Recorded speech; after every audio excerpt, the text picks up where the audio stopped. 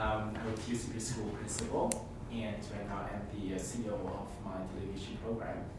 So my question to you is, I believe that professionalism is paramount to all the teachers. So how can we prevent the disgruntled, for whatever reasons, teachers going to Facebook and spreading fake news about what's happening and creating fear to all the professionals? Because I have seen a few on Facebook, and I'm not saying that all they're good friends right now. I'm protecting the integrity of our profession, but telling each of them to say, well, don't you just contact, the Ministry of Education directly, instead of spreading news like this, creating fear, anger, and so on. So what can you do personally to reduce that? Well, and I appreciate the question, and it is a very real scenario that's out there.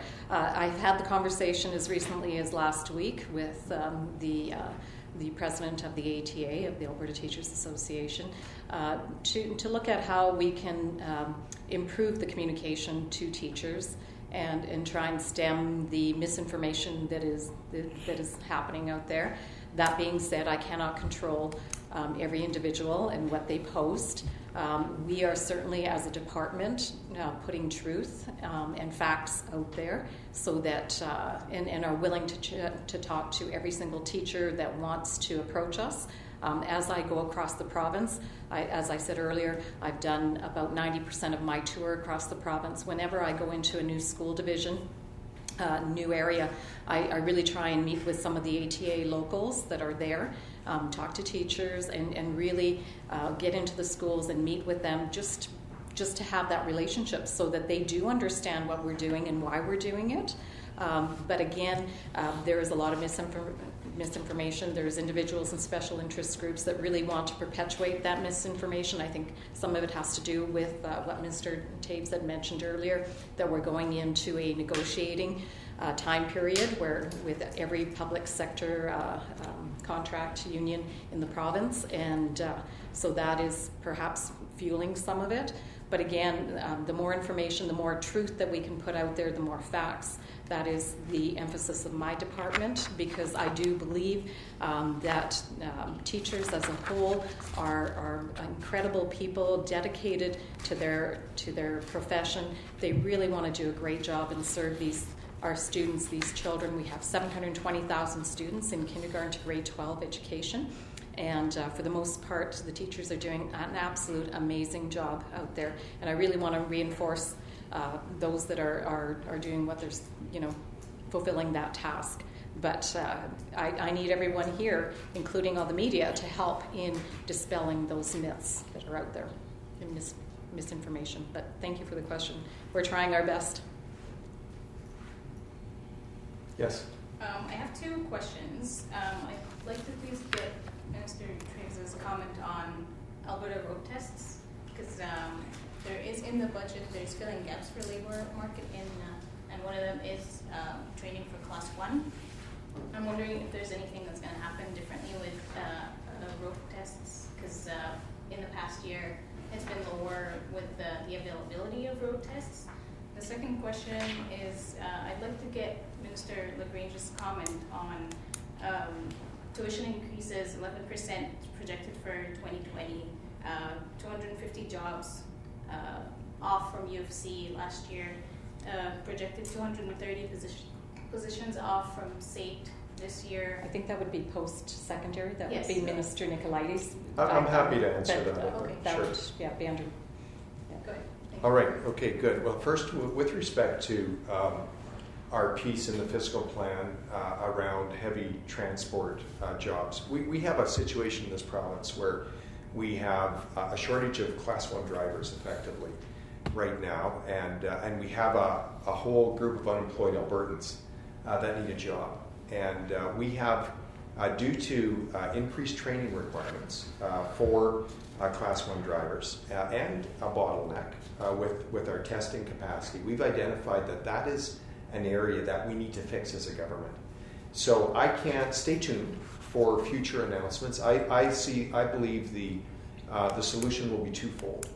Firstly, I believe we need to ensure that unemployed Albertans have the ability to take the training, that there's enough training capacity out there, and that there are resources available for them so that they can in fact take the training to get their Class 1 license.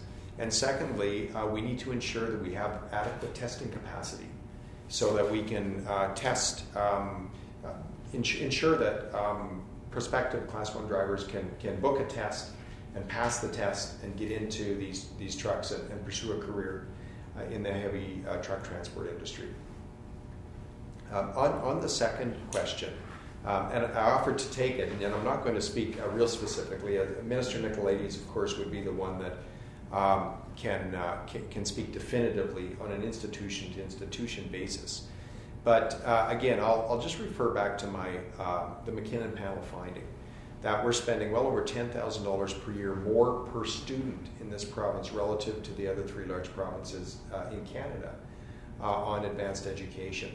And so we absolutely have to bring that cost curve down if we're going to continue to be able to provide students a world-class post-secondary education in this province in a sustainable manner. And so you will see in post-secondary institutions measures to reduce their costs. And as you're observing, in some cases that will result in a reduction of faculty as they reorganize the programs that they're offering, as they look to find efficiencies and remove redundancies. But ultimately, we need to ensure that we can ensure the sustainability of our world-class post-secondary colleges and universities that we have in this province today, so that not only today's students can receive a great education, but the next generation can as well. Yeah. Yes? So right now, the government are focused on job creation, but unfortunately, on the report on February 7th, the Statistics Canada says only Alberta are losing a job right now, mostly because of public sector. So do you have some kind of estimate date that we can create more job than losing job? Yeah, that's a great question, and I think a very pertinent question. The unemployment challenge that we have in this province today has in fact informed our focus to double down on job creation in Budget 2020. That we're confident that our broad-based approach to broadly improve the competitiveness of our business environment will in fact lead to investment and long-term sustainable job growth in the province. And again, as I mentioned, we're beginning to see indications that is starting to happen. At CNRL, for instance, they came out early in January and announced that they were going to increase their drilling program in Alberta in 2020 because of the job creation tax cut and because of the curtailment holiday that our government implemented for production from drills in the conventional basin. So, and we're seeing good news on the pipelines front. We have Enbridge Line 3 is expected to be completed. Industry believes it will be completed in 2020. We're predicting Q1 of 2021. We're encouraged that the federal government is proceeding with the Trans Mountain pipeline. And we're encouraged that, in fact, even with the expected cost increase, that they're committed to seeing that project finished.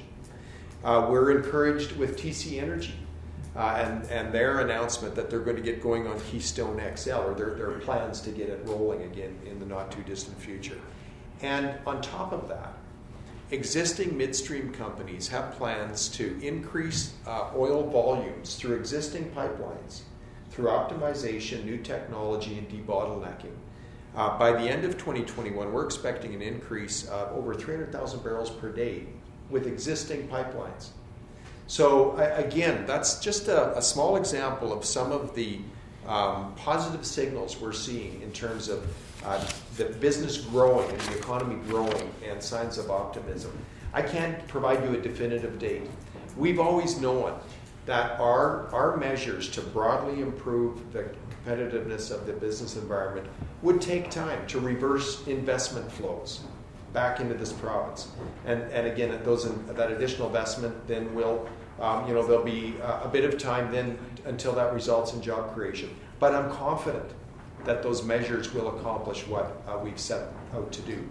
Now, on a number of the specific measures, such as debottlenecking the Class 1 unemployed Albertans getting a Class 1 license, those are very specific things that we're going to do as a government on an ASAP basis. And we've also announced that we're going to increase our loan to the Orphan Well Association so that we can see additional oil and gas well reclamations take place right away in this upcoming season. And again, that will create jobs in regions up and down the eastern slope where they're badly needed, where we have very high unemployment rates. So we're not done with these announcements. As I mentioned, we're going to bring key capital projects forward that will create jobs in both the build as well as the long-term investment that those projects will attract. And stay tuned. There will be additional announcements to come, but we will put a real focus on job creation in the upcoming year, and we're confident that in time we will see the narrative change. Sorry to interrupt, but Minister LaGrange has to get going, so I'm just going to excuse her for now.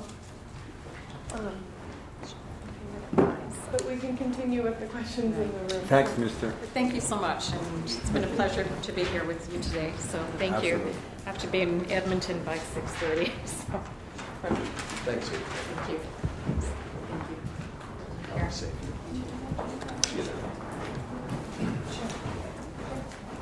So I asked that question because in my country, Korea, they also reduce the tax for the companies, and they also do something like this, like job creation, focusing on the job creation, reducing the regulation, and investing in infrastructure for 10 years, but it doesn't really work.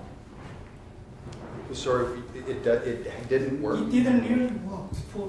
From 2008 till 2017, our Korean government will do the same thing, right? Cut the tax for the corporations and reducing the regulations and investing in infrastructures, but it doesn't really work. We're losing jobs like for 10 years.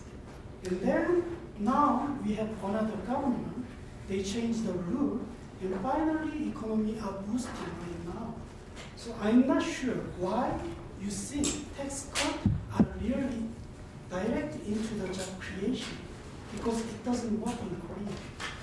Well, I would suggest there are many economies where that measure has worked. We can take a look at New Zealand as an example. And again, as a business person myself, I will say this: as my expenditures go down, that allows me to grow my business, and by growing my business, hire more individuals. And so that is the ultimate premise. One thing I think is we take a look at other jurisdictions that have implemented broad-based measures to improve their competitiveness. Those measures may have worked. And in fact, it may have stemmed what would have otherwise been a more difficult scenario. I just put that out there because sometimes to actually evaluate the results, you would have to understand what would have happened had you not implemented those measures. And there are many fundamentals and many factors that go into investment and job creation. In Alberta, there's no doubt additional pipeline access is critical. And we believe additional pipeline access and a very competitive, broad-based economic environment, including a nimble, modern regulatory environment, a very competitive tax jurisdiction, access to competitive capital, will in fact attract investment in this province. I'm confident. And again, I believe we're seeing initial signs that those measures are beginning to yield fruit. If there's no more questions, we can... Just one quick one, if you don't mind, Minister. I don't know if this is related in any way to your department or to your... it's related to the immigrants and like people who come into this country new, and we know that at least 20% of Albertans are from immigrant background. The problem is still we always try to bring a lot of, the qualified people. but yet when they arrive here, it's really hard for them to find jobs and get their education assessed properly and quickly. Maybe this is not in the related to the budget directly, but in a way, a message to the government. Is there anything new coming down to 2020 that's going to ease the process up for immigrants to get to integrate faster into Sure. the workforce in Alberta? Yeah, Sam, that's a great question, and it actually is a part of a Budget 2020. We actually identify the fact that we have brought forward legislation and will be implementing measures that will improve the recognition of qualifications and certifications in other countries, that will improve the speed of recognition and find better careers and jobs and make a big contribution to the province. So this is part of this plan? It or is future? included in Budget 2020.